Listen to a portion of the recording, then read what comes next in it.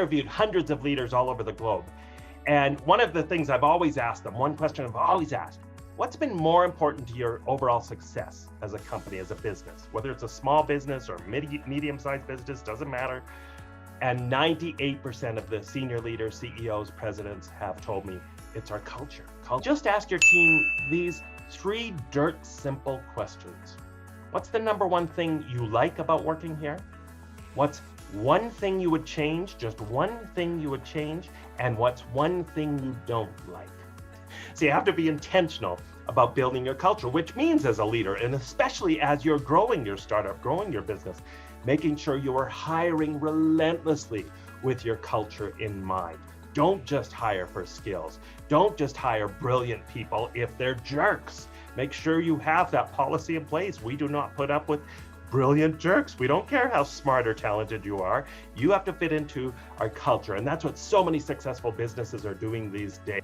Behind the scenes, where nobody can see it but your employees, put up a banner, put up signs everywhere saying good customer service isn't good enough, because we all expect good customer service, don't we?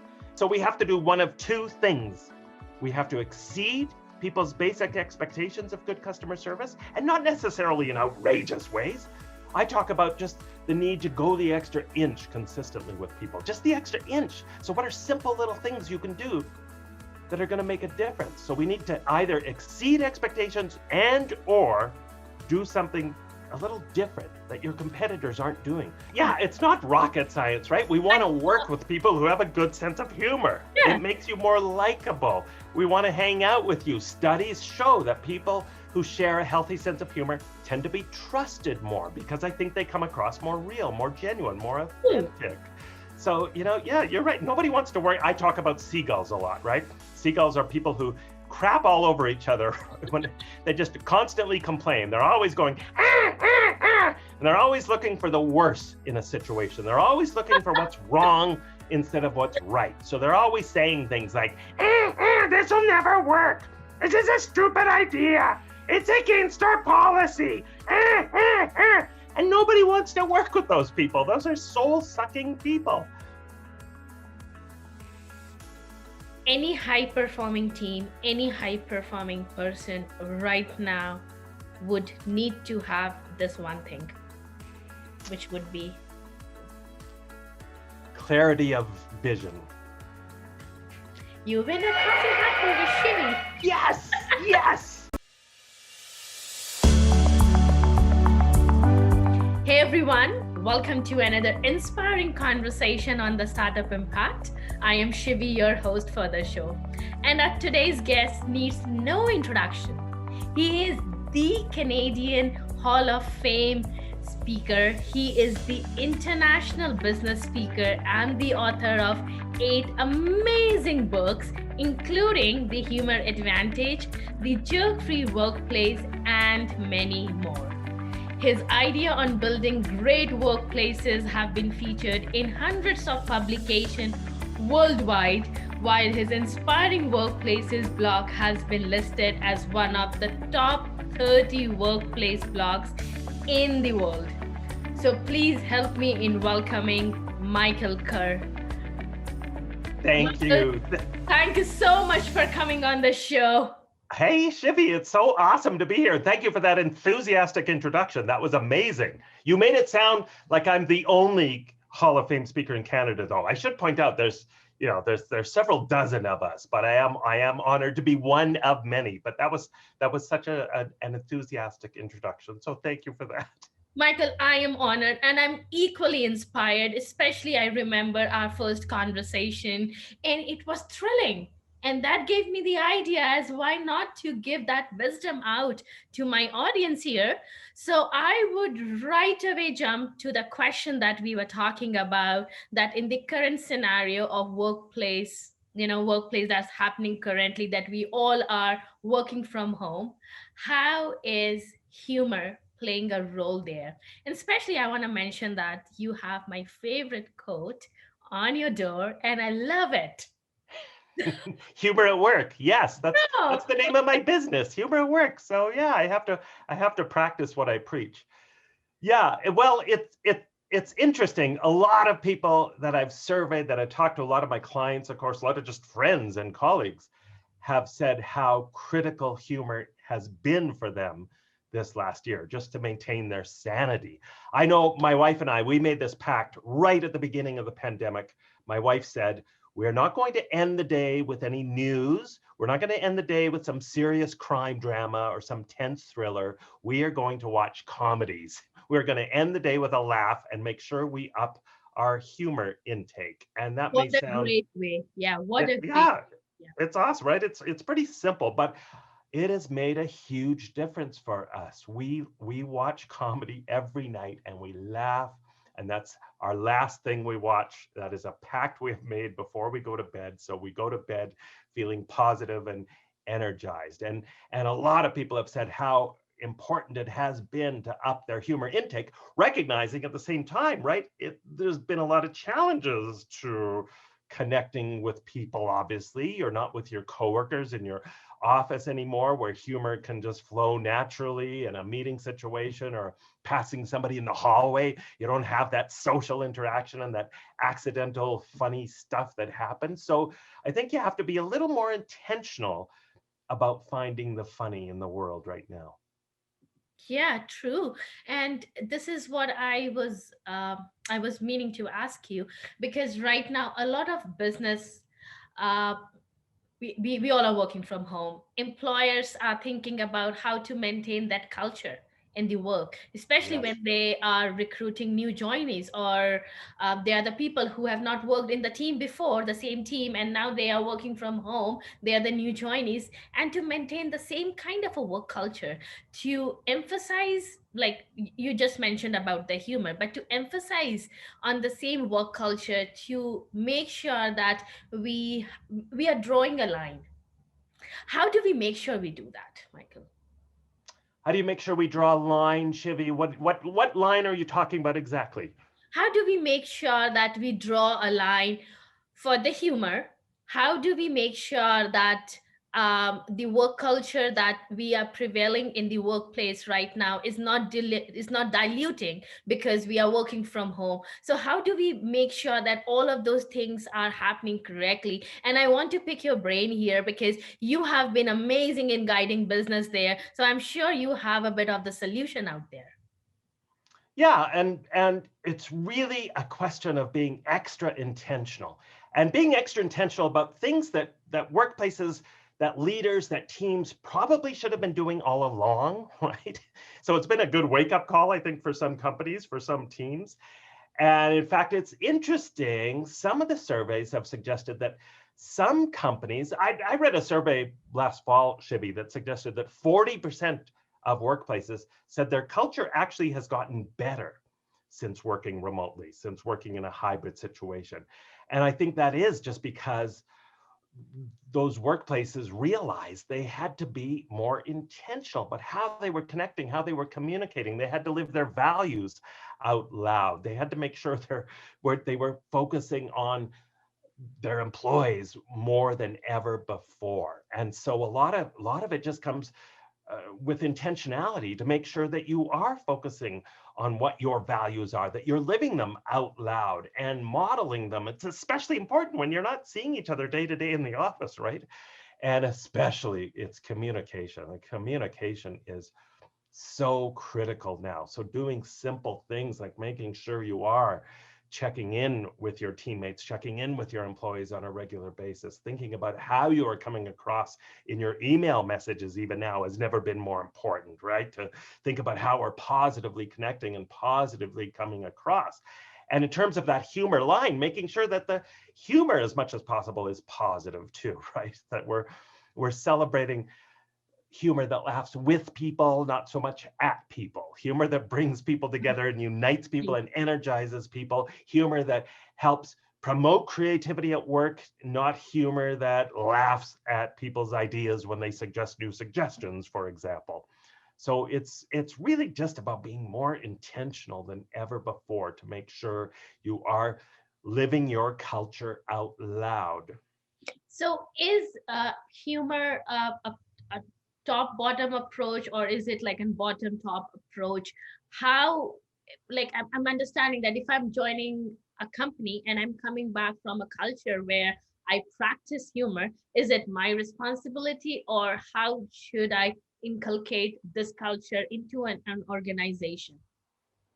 Yeah, that's a really good question, and I think it has to be a little bit of both. Ideally, it would start at the top, right? I think we look to our leaders for cues. We look to how they're behaving, how they react to humor. Even we know from studies that in a meeting situation, for example, how much the leader in the room laughs affects how much other people laugh sometimes.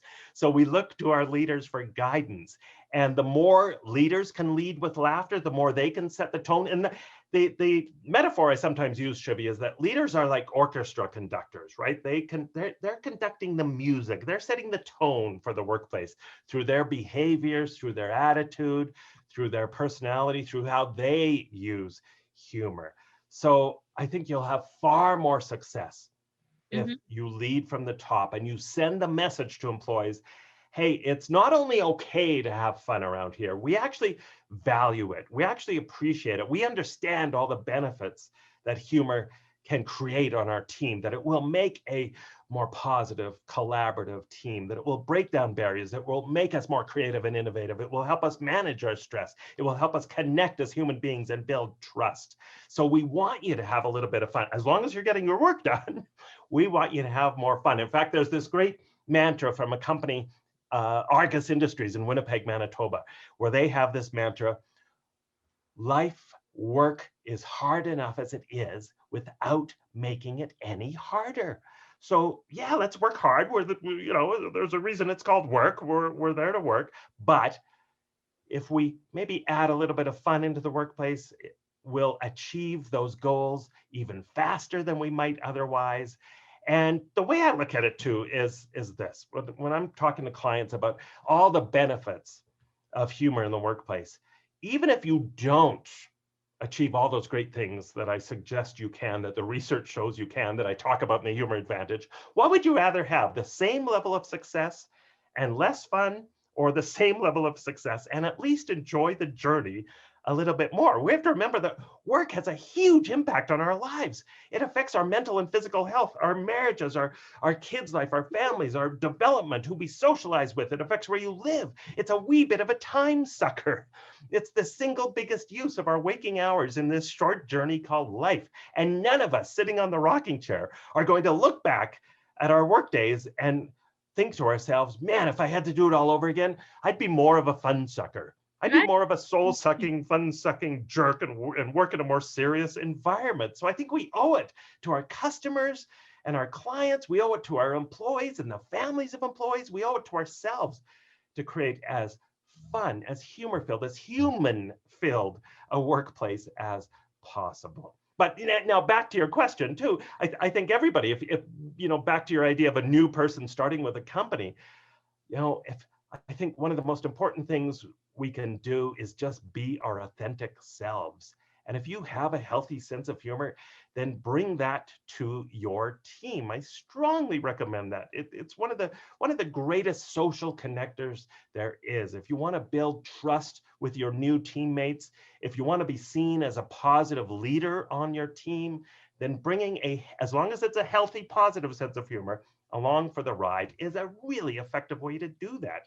So I think if we come at it from both encouraging frontline employees, our new employees, to bring their best selves to work, but also make sure that leaders are leading from the top by example, then it can make a huge difference in the workplace. Agree, agree, agree. Yes, yes, and yes.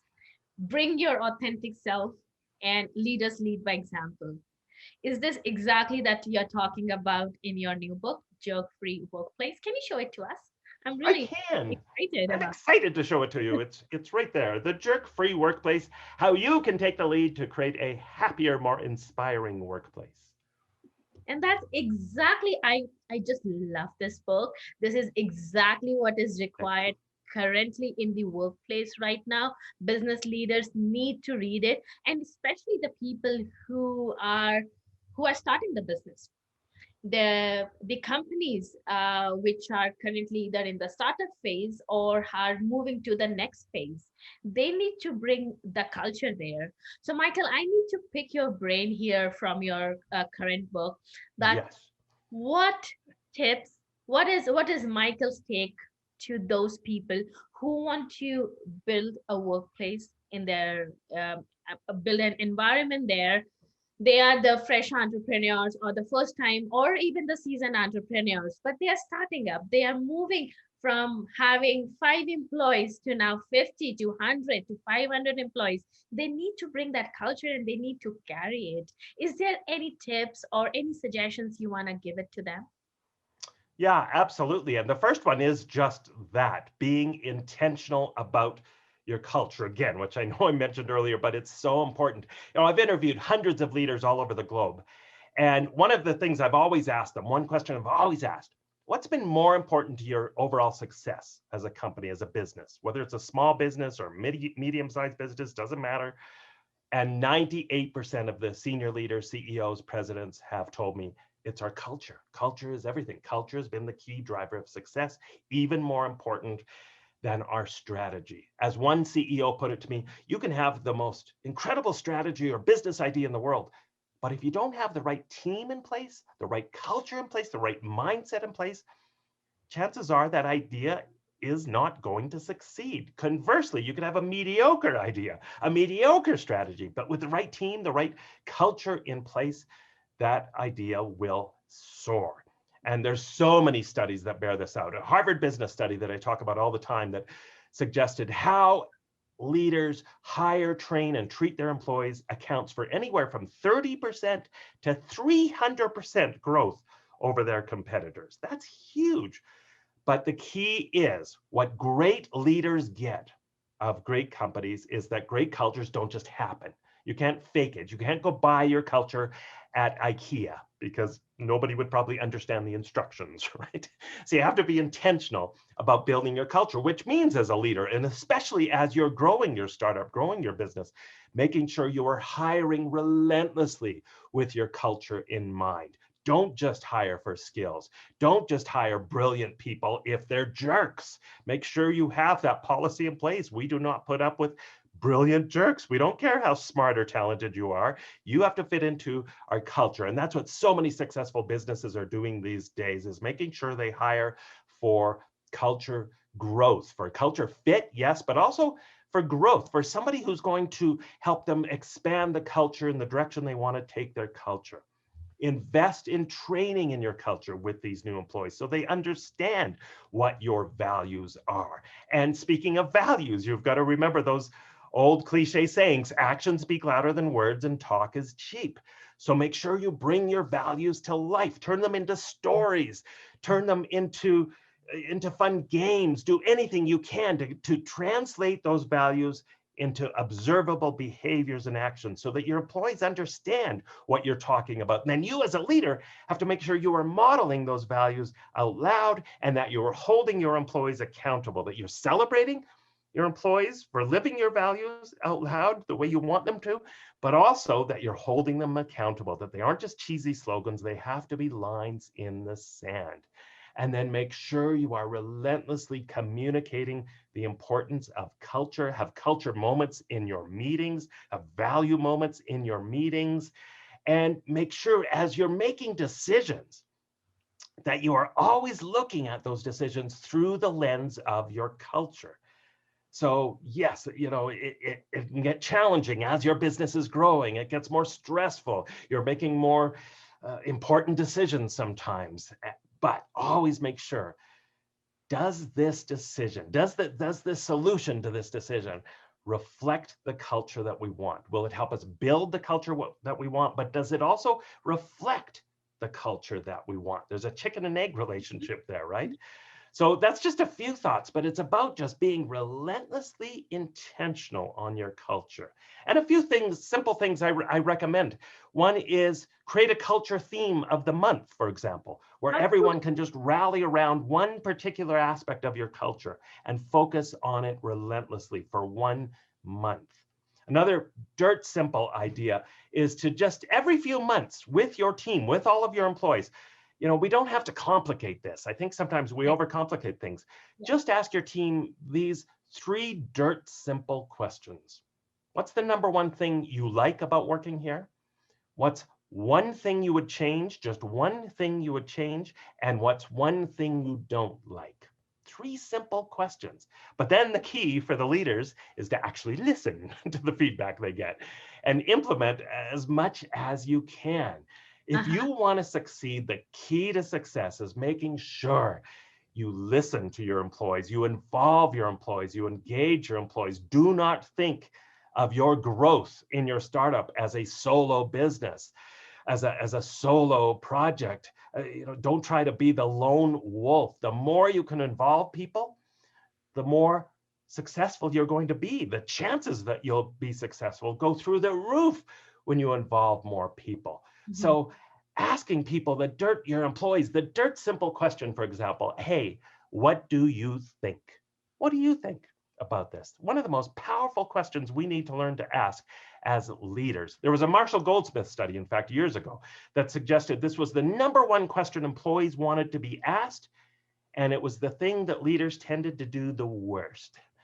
But when we ask that dirt simple question, hey, what do you think? It sends the message that we value you, that we value your wisdom, your perspective. It makes you feel like you're part of the team, like you have some ownership in our company. And how else do we expect employees to come up with ideas for us, to have that growth mindset to help us grow our business right at those junctures when we need it the most, unless we make sure they feel valued, unless we make sure they feel like they belong in our company and have a sense of belonging, and unless they feel like they are truly cared for and that we're listening to them. Great. Great three questions, Michael, to ask. And I'm also thinking that what you said is true, that if an employer is asking those questions, they should be recipient in listening to those answers and implementing them and keeping it pretty confidential too, right? Yeah, So, what you said was so correct, that we need to hire for values and train for the skills, basically. Because I have been working as an HR for a number of years before, and I was a part of hundreds of exit interviews. Something that I actually understood, that people don't really leave jobs, and the numbers was amazing to look at it here. People don't really leave jobs because of the salary. They don't leave jobs because of the promotion. They're actually leaving jobs because of the work culture, because of their direct managers. And that number was striking. And what I yeah, wanted you're to see, absolutely, and that number is just growing over the years. In my experience, it's just getting more and more, where more and more employees are leaving for greener pastures that has nothing to do with the money. It's exactly what you said. It's their immediate supervisor, or it's the culture. They're leaving the culture exactly. for a better culture. Amazing. Yeah, true. So what I am trying to understand is that we deal with humans. So human first, and then the business always follows, which you correctly always talk about it. So I'm trying to understand, that is there any kind of a mantra that we could follow to keep our employees happy in the organization, to reduce that brain drain, to keep that talent intact in the company? Because every time an employee leaves, that is a cost to the company, that is a loss to the company, to bring another person, to train them, and to not even know if that is the right hire or not. So is there any right way? Is there any kind of a solution that we as an HR can implement in the workplace to keep the employees happy and intact? Yeah, absolutely. And you're right on. It is a huge cost, and most companies grotesquely underestimate the cost of losing good employees. And often it's the good employees who leave, right? It's your best performers who leave, sometimes to your competitors. So there's even more hidden costs that you might not be aware of. So keeping your culture focused on your employees is absolutely critical. There's the old mantra, happy employees equal happy customers. And that's never been truer than it is today, I think. And we look at so many surveys that suggest so many employees are disengaged at work.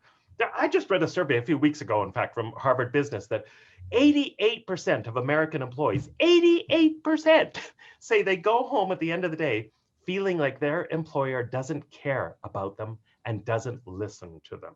So again, it goes back to making sure you are focused, and you said it perfectly, focusing on the people and not getting lost in the stuff, right? True leadership is about connecting at a human level. There's a difference, and we go back to this idea of being intentional. There's a difference between being a manager and being a leader. In the jerk-free workplace, I talk about the difference between being an employee and being a leader at work as well. And we have to recognize true leadership has nothing to do with your position, your job title, your power.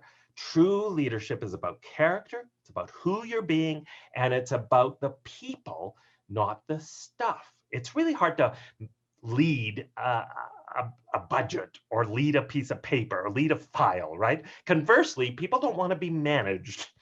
As I say to my audiences sometimes, have you ever tried to manage your spouse? That's a really good way to find out how comfortable the couch is or is not.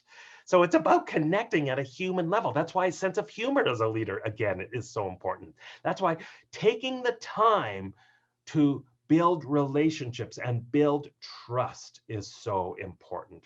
And what we know in terms of key drivers of happiness at work is there are a few simple things that we need to focus on. One, again, is making sure that we are truly listening to our employees and giving them a voice. That is absolutely so critical. Another thing that a lot of companies are doing that I've certainly noticed a trend in the last 10 years, some of the most inspiring, effective companies I've gone into and researched, is they focus way more on the family members of employees than they ever used to, of connecting with the family members of employees, because they recognize that they're part of the support team, that you have to engage the family members as well. And if you engage the family members, even in just a small way, it sends an incredibly powerful signal to those employees, and it has an enormous impact on employees' happiness levels. So that's another thing that companies are doing very, very effectively. Connecting employees to a sense of purpose is really, really important.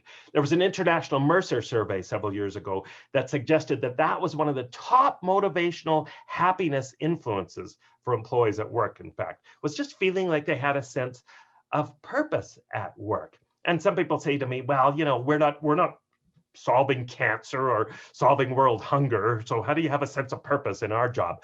Well, I guarantee you there are examples all over the world in all sorts of different walks of life where people still find some purpose to connect to. And one of the most effective things you can do as a leader, if nothing else, is to make sure, and there's a bank in Denmark that does this very, very well, where their employees understand that one of the purposes of their job that they will be evaluated on, assessed on, one of the key purposes of their job isn't just to do their job, and it's not just to knock it out of the ballpark with great customer service. One of their central purposes is to contribute to a positive workplace culture. One of their key purposes is to make sure that you are contributing to the kind of workplace where all of your teammates want to show up on a Monday morning. That is absolutely so critical. Yeah, I love this bank already. So, Michael, you actually nailed it while saying that you touched base so many important points here. The first, that happy employees keeps the happy customers. And currently, right now, seeing the market condition right now, everybody wants great customers, everybody wants the business to grow, everybody wants to keep their customers happy and satisfied. And you also touched an important point that people who leave are actually the most important critical employees that leave the company, because they are in demand in the market. So to keep them happy and satisfied, and with keeping them involved with their families, is a great idea and tool. And I still remember one of my previous employer where I was working. I'm still in touch with him because Yeah. he became my family. He Well, my, yeah, and shouldn't it be that way? exactly, right? Yes. Yeah, Right. that's awesome. He's Well, a and you reminded me a good point back to the hiring aspect. We have to remember this too. If you are looking for, as presumably you are, you're hopefully not looking to hire lousy performers, right? You want the cream of the crop. You want the best possible employees for you. Here's the mindset that I challenge you to take. You have to remember that the best possible performers, if they truly are the best, the top 10 percenters, well, then guess what? They can go work anywhere they want. nailed The it. best Yeah. people can go work anywhere they want. So you need to sell them on you as much as you want them to Mhm. sell them on you. You need to sell your culture. You need to champion your culture and talk not just about your benefits and blah, blah, blah. We offer a competitive advantage, right? You've got to bring your culture to life. Talk about what it is like to work there. What's a day in the life of your company? Yeah. Bring it to life. Create a fun video. Show your team doing a silly dance or lip singing some crazy song, right? Just bring Right. it to life and That celebrate X your factor. values. Basically, that X factor, because money will never stop them from going there. The promotions won't stop them. They need that X factor because they know how valuable, how good they are. Finding them an opportunity will not be a problem in the market. And this is exactly what leads to my next question, Michael. And I'm trying to extract as much information from you as possible in this show, because you touched a point that happy employees actually keep your customers happy, Right. right? And I was actually seeing one of your video where you talked about that good customer service isn't good enough. There has to be that X factor. There has to be something additional that we need to give, and that is only possible because of those 10% of the people who have that advantage of doing it, of giving it, of performing that. So what do you think a business currently need to do to keep that niche in the market, to keep that position in the market by excelling on the customer service? Any tips from your end?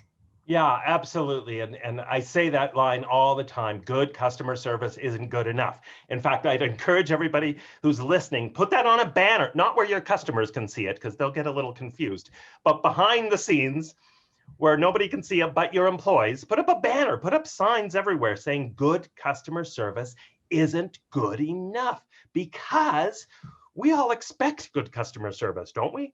You go to a restaurant, you go to a hotel, you go to a store, we expect good customer service. So all we're doing by offering good customer service, I would argue, is keeping out of customer service jail. We're keeping out of customer service doghouse because we're just meeting expectations. And who goes back home to their family or their friends and says, "Wow, we got to go to this restaurant I ate at last week because it met my expectations.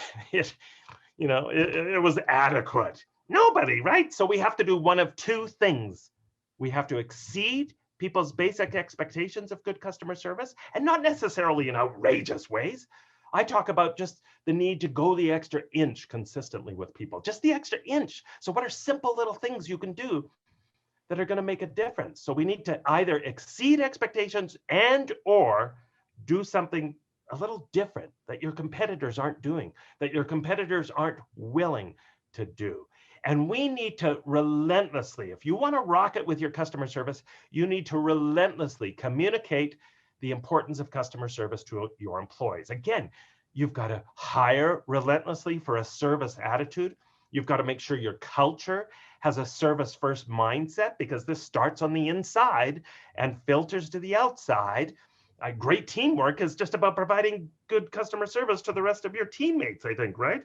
And you've got to train relentlessly for customer service. You've got to train and invest in it and deliver the message to your employees that customer service is your overarching number one reason for existing. It is why you exist. You've got to train them on the importance of exceeding those expectations, that good customer service isn't good enough. You've got to train them. You've got to deliver that message relentlessly, that especially these days, you never know who is listening. People now are getting out their smartphones, they're videotaping in the lineup in your business and live streaming you on Facebook. They're going home and they're tweeting about you and creating a web page about you and going on Facebook and ranting about you when you deliver poor customer service and reaching potentially hundreds of thousands of people. The reach of an annoyed customer has never been greater. We never know who we're upsetting. So it's never been more important to make sure we are consistently hitting out of the ballpark with our service. And Yeah. that takes an investment, but the Yeah. investment pays off. Absolutely. Service first mindset. And when you're talking about mindset, Michael, I was thinking that until unless you have that passion of really doing what you want to do in terms of customer service, in terms of understanding that your customers are the backbone of your business, you cannot grow. And that actually makes me understand that, Michael, your mindset is amazing, it's terrific, it's enlightening. Tell us something about your early life, like what made you to go into this direction of inspiring business leaders to create these solutions, and where did you got these ideas of actually nailing these problems on the head? Because what you're talking about is actually that is happening in the business currently. And so to talk about your early days, talk about your journey, because a lot of people want to pursue this, wants to pursue in the same direction. They want to help business grow. Yeah, yeah, for sure. Well, I was born in a small town. I won't go that far back. So I always had a pretty good sense of humor as a kid. I was really shy as a kid, but I had a good sense of humor. And as an Understand you being adult, a shy person. I mean, sorry. I'm having difficulty in understanding you being the shy person. You are one of my role model, and I'm Oh, laughing because we had this amazing conversation before. So, Michael, you being shy, really? I can't. Well, you know what, Shivi? I can be shy in certain contexts. I am. You can ask my wife. You can ask my friends. I can be very shy in certain contexts. I can be a bit of an introvert, and that's one thing I want to stress. By the way, before I get to my story, when I talk about a sense of humor, and especially from a leadership perspective, it's important to know this because a lot of leaders say, "Well, I'm just not naturally funny," or "I'm an introvert." This isn't about being an introvert or an extrovert. Some of the most effective, inspiring leaders I've interviewed are introverts, and some of them even are quite shy, but they realize they cannot hide behind that introversion. They cannot hide behind that shyness as an excuse to not connect with their employees. And they still have to make sure they don't step on the natural fun that might happen in an organization, right? It's not about being funny. It's about doing things in a spirit of fun, and it's especially about laughing at yourself as a leader. As I say so often, isn't it a truism that the more seriously a person takes themselves, the less seriously we tend to take that person? Which is a little bit ironic because people take themselves so seriously. Look at me. And then the reality becomes, we're not taking you seriously because you're Right. taking yourself so ridiculously seriously. So back to my journey. I am one of those people. I think I've never taken myself very seriously. I've always had a pretty good natural sense of humor. I did practice it and learn it more. And when I started working, I always gravitated towards jobs, even though I have a sciencey background. I always graduated more towards the people side of things, the communication side, the education side, the connecting with people. And the reason I got into this particular job was I won't name the organization, but I moved up the ranks to a senior management position in an organization that became, how do I put this politely? Well, it became a soul-sucking, fun-sucking, Dilbert-like workplace that was just sucking the life out of me. And I was known for my sense of humor as a manager.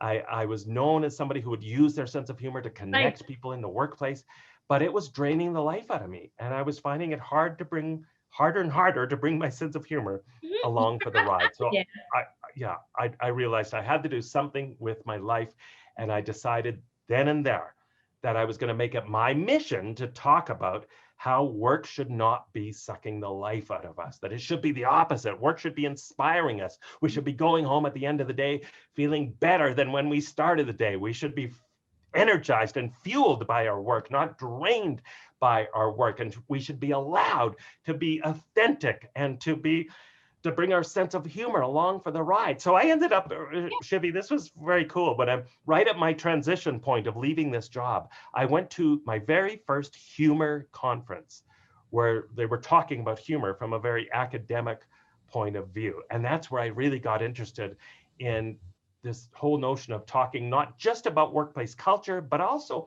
because I had a good sense of humor, I got curious about this idea of how seeing the impact of people losing their sense of humor in that horrible work experience I was in, and the impact that had got me thinking about it from a more academic perspective and thinking, you know, there must be more to this humor stuff than just trivial stuff to it, right? So that's when I started researching it seriously. I joined the International Group of Humor Studies, and I started this business of speaking, and that was over 20 years ago, where I now travel all over the world, well, in normal times, travel all over the world, writing, researching, and speaking about rocking workplace cultures, but also the importance of humor, how humor builds these great workplaces, but also how it just reflects a great workplace, how it reflects the best of humanity in us.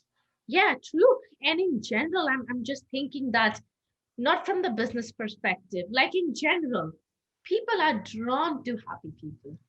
People are drawn to smiling faces. They don't want smiling faces. They don't want people with complaints all the time. We all love and like those uplifting environment. Yeah, It's not rocket science, right? We want to work with people who have a good sense of humor. yeah. It makes you more likable. We want to hang out with you. Studies show that people who share a healthy sense of humor tend to be trusted more because I think they come across more real, more genuine, more authentic. So, you're right. Nobody wants to worry. I talk about seagulls a lot, right? Seagulls are people who crap all over each other when they just constantly complain. They're always going, ah, ah, ah, and they're always looking for the worst in a situation. They're always looking for what's wrong instead of what's right. So they're always saying things like, this will never work. This is a stupid idea. It's against our policy. And nobody wants to work with those people. Those are soul-sucking people. Yeah, true. So true. And Michael, before we jump on the next question, I'm gonna pause you here and ask you this question. You do an amazing workshop where you talk about humor at work, right? Which you just touched base, that is how important it is both in the personal and the business life. Could you do a 1 minute of a micro practice here, just trying to take advantage of your understanding here to help people give an idea that what it actually means, what it actually looks like? Would that be possible for you to do that? Yeah. What are you asking me exactly? I'm asking you to do a 1 minute of a micro practice that you actually teach and talk about in your workshop, like the real examples, the real tips, the real solutions that you want our audience to actually know. Yeah. Well, and there's so many. So yeah. Let's just start. One of the things I'm a huge fan of is looking for opportunities to create rituals and traditions. You can do this whether you're working at home with your family. You can do rituals and traditions online with your remote colleagues and in workplaces. Every inspiring workplace that I've interviewed is a huge believer in rituals and traditions and the power of them because they help create a stronger sense of culture. They create shared experiences that become part of our culture and our environment. They give people something to look forward to and something to reminisce about. And there's no shortage of rituals or traditions that you can do. It could be something to kick off your meeting in a fun way. And I've got on my website, I've got a list of over 50 fun ways to kick off your meetings.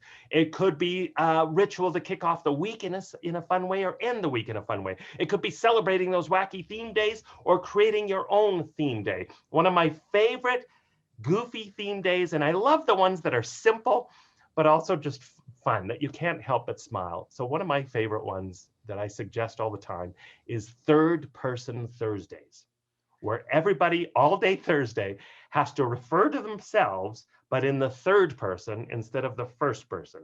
So if I Great. was I'm working with trying my to team, understand how to do that. yes, if I was with my team, I would be saying things like, "Hey, Mike is looking forward to the meeting this afternoon. Hey, Mike has a great idea." Like it's so stupid, right? But it's easy for the introverts. Yeah. It's easy for the shy people to play along. Everybody just has to refer to themselves by their own name, right? It's so goofy, but it works brilliantly. Yeah, absolutely. And thank you for sharing that. I really, really appreciate you to talk about the mindset here. And Michael, before we jump on to the next section, is there anything that you want to talk about to our job seekers? Because currently, during the pandemic situation, we have seen much of the job losses than ever before. It Yeah. could be either because of oil and gas, it could be either because of the pandemic situation that's coming, and either the people are transitioning their career or they are starting something out of passion, the entrepreneurship. Is there anything that you want to suggest to them to uplift their career or even to go back to the workplace? How and what they should do to secure an employment or even to start their passion? How do they figure it out? How do they do that? Yeah, that's a huge question. It's a good question, but it's a huge question. Mhm. One Yeah. of the things if you're in that situation right now, one of the simplest best practices I can give you that I know a lot of really successful leaders practice, that I've practiced over the years, and that is simply creating daily intentions for yourself in the morning. Creating a list of no more, I don't suggest anything more than 3 or 4, but 3 or 4 specific intentions that you want to commit to every single day to turn into practice, to turn into a habit. And those can be mindset things as well, because during this time, mindset is so important. It is everything, right? Mindset absolutely is critical. And I know how challenging it can be. Lots of uncertainty right now, lots of stress right now.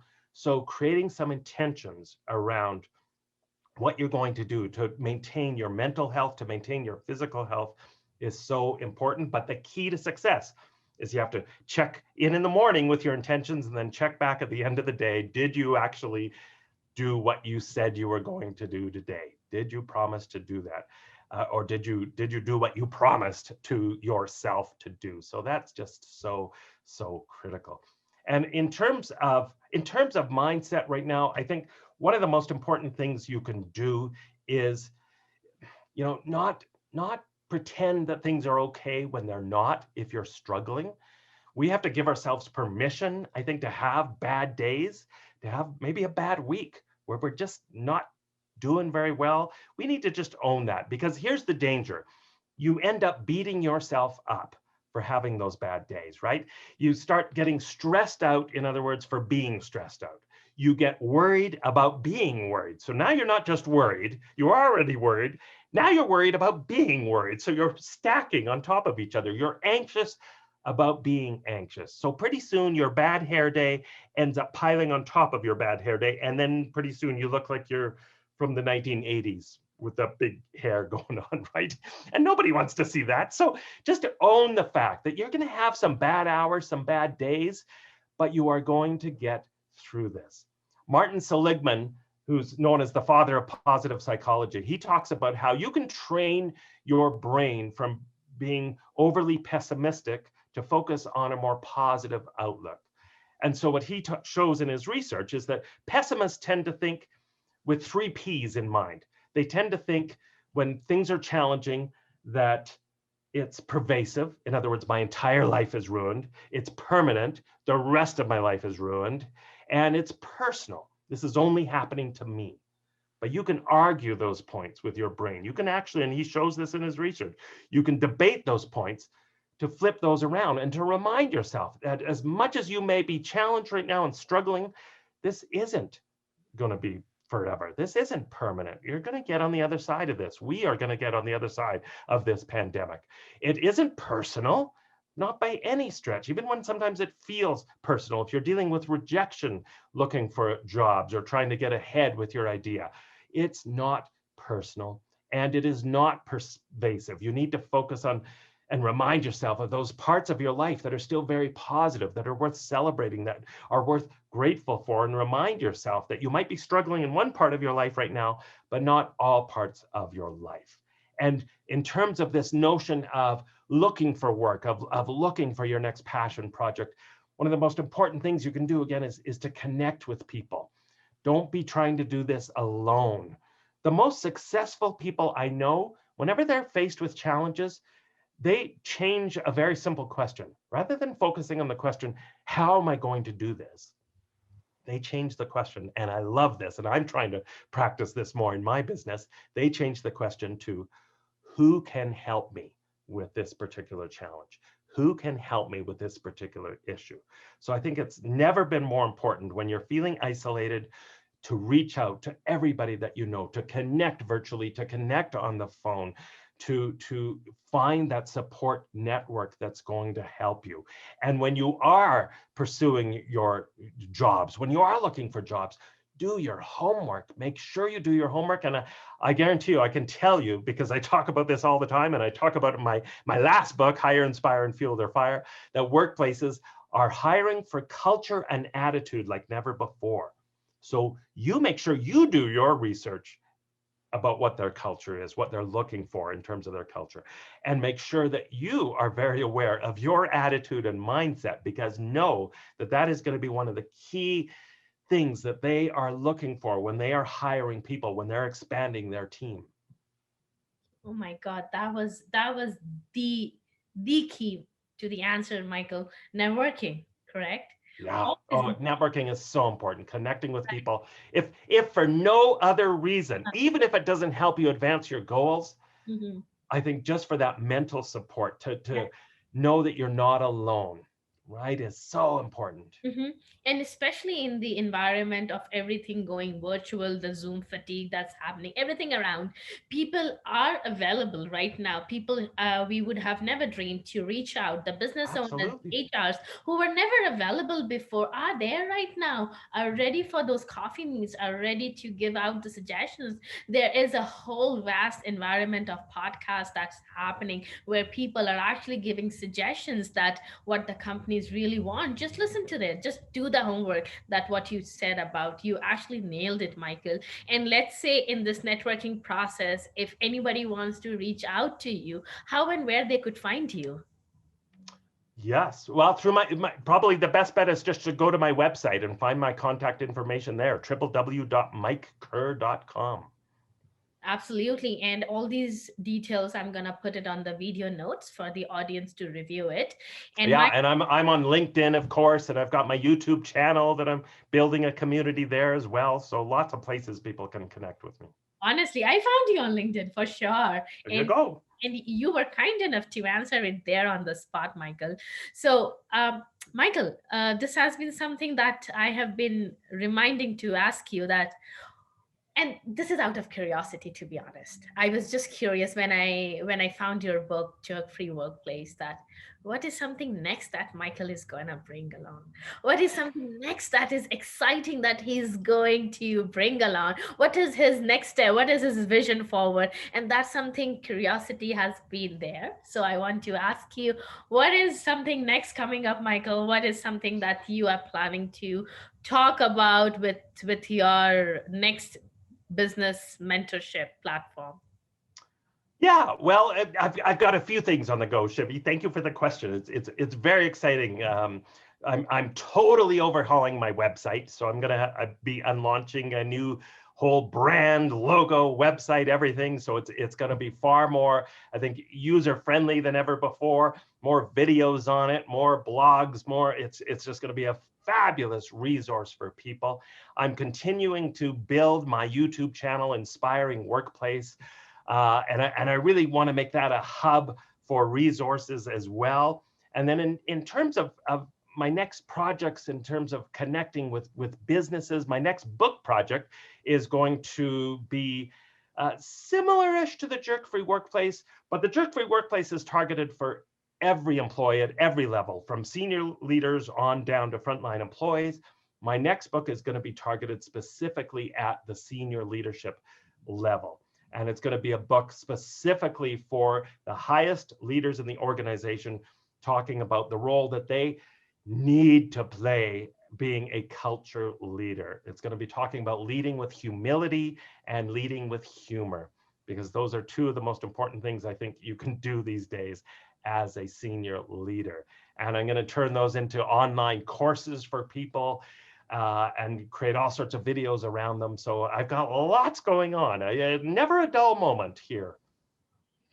Amazing, amazing. I am going to keep my eyes open on your new website and logo and the new launch, which is going to be there coming very soon. I wish you all the very best. And I must say here to everyone out there, people, you need to follow this man. You need to read his books if you want to get succeeded in your business career. Honestly, he is the person who will actually help you understand and will direct you into this corporate jungle, that how it is, how you should actually work around it. So Michael, you have all our good wishes there with your new project. We always look forward for a lot of content from you. You are amazing mentor to a lot of people out there. I so appreciate those words, Shivi. Thank you so much. It means the world to me. I love hearing positive, enthusiastic feedback like that, and connecting with energetic, great people like you who are also trying to make the world a better place, as corny as that may sound, but it's important to do this stuff, right? So it was just fabulous to connect with you. Thank you so much, and thank you for those kind words. And Michael, since you are here and we are talking about humor, we are talking about having fun, I couldn't let you go without having a bit of the surprise fun with you today on the show. Excellent. I love fun surprises. Do I need my rubber chicken? It does matches my color today. It does. It's very close to your color. That's awesome. So what are we going to do today is we are going to play a little rapid fire, Okay. but the whole idea would be I would be asking you a question. You have minimum time to think about it. You have to try to answer it maybe in a word or shortest possible words with the first word that comes to your mind. Okay. Do I win a valuable prize? Do I win a dishwasher or something? Once things go okay, we are going to have a coffee together. Awesome. That's worth it right there. Totally. All right. I'm gonna win this. I'm gonna win. We are going to win. We are going to win. Yes. And trust me, these are the easy ones. Okay. Okay. So here we go with the first question. And your time starts now. Michael, what's your success mantra? Always have fun. One thing that prevents organization from growing. A groupthink mindset. Nailed it. Okay. Much needed by every organization to grow during pandemic. Much needed by every organization to grow during the pandemic. Yeah. What is that? One thing. More a sense of humor. Great. Okay. What is Michael doing when he is not working? Hiking, mountain biking, or traveling. What is your favorite in normal hike? times. I'm excited. This is not out of the question, but what is your favorite hike? What is my favorite hike? Well, I live in the beautiful Canadian Rockies, right? So I have so many favorite hikes in the Rockies. But I would say if for anyone out there who knows the Canadian Rockies, the Iceline Trail in Yoho National Park. Okay, great. That was not the question, but thank you for sharing that. All right, next question. If one thing Michael could say to everyone here right now in this planet, it would be take care of each other, take care of yourself, take care of your families. Life is ridiculously short. We've had this global reminder of how important our health is, how important relationships are. Put people first, put humanity first. That is an excellent answer, Michael. And the last question I needed for everyone out there would be Any high performing team, any high performing person right now would need to have this one thing, which would be Clarity of vision. you win a coffee hamper with Shivi. Yes, yes.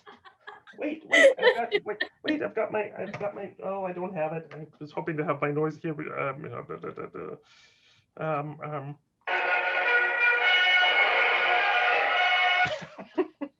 That was excellent. I love it. I love it. That's so fun to have you today, Michael. But Michael, before we let you go, there is a last question that I want to give you to open this platform before we let you go. Is there anything that Michael wants us to leave with his wisdom, with his mindset right now before I let you go? I'll just remind people of this very simple thought. We do not create success overnight. We do not create rocking, great, inspiring, positive workplaces overnight. It is a journey. And remind yourself to enjoy the journey. Don't get focused on that elusive destination. Don't suffer from I'll be happy when itis. Be happy now. Happiness is a key driver of success. So remember, it's the simple little things you do consistently, day in and day out, that will get you towards your goal. It is the simple things you do consistently, day in and day out, that will help you create a truly rocking, inspiring workplace. Great thought, Michael. Great thought. And that was much needed in today's era.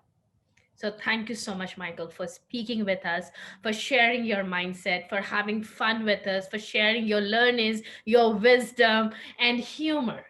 So thank you so much for everything, Michael, for being here.